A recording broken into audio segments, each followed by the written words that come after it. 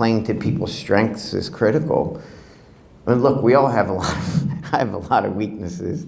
My daughter points them out every day.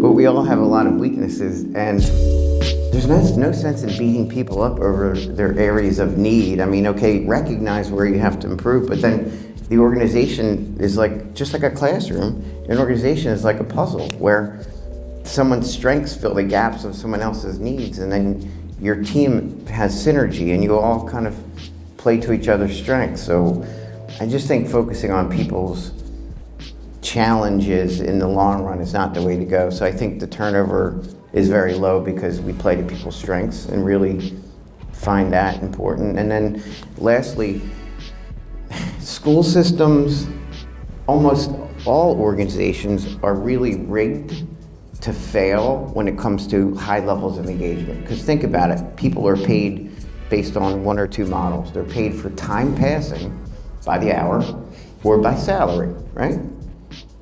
That doesn't produce high levels of engagement. I mean, yeah, so the more you can shift your organizational contingencies to pay people for behaviors and engagement, number one, when you're paid for high levels of engagement, time goes really quickly. But if you're just looking at your watch because you're filling time, we all know as a teacher in a school, if you don't engage with a learner, you're less likely to create a behavior problem. So time passes and it's lower response effort to not engage, to receive your paycheck. I mean, I just think over time, when things are really tough in people's lives, they may have certain days that they're just trying to get through the day. I 100% agree. I mean, we're, behavior analysts, not applying principles, in other areas that we work, so in the schools, but also with our staff. And if we think about it, what would we do if someone's not performing? What do we do? What do we say? Think about your own behavior. When you have an RBT or a staff member that's not doing what you've asked them to do, and you've repeated yourself over and over, you've sent emails, you've had talks, and they're still not doing it. What do you do? Right? Now think about if you had a learner who wasn't performing or wasn't making progress. What would you do? Is it the same?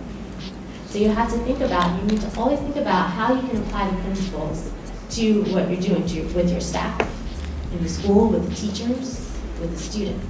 The other challenge is scaling. As organizations start to grow, you can start to sacrifice the quality of services. And that's why I think having applying good OBM principles can really keep quality, ensure that you have good quality, that the clients are getting what they need. But remember, if we're going to bring out the best in our clients, our learners, we've got to make sure we're bringing out the best in the employees, right? Richard Branson had a great quote. I'm probably going to misquote him here.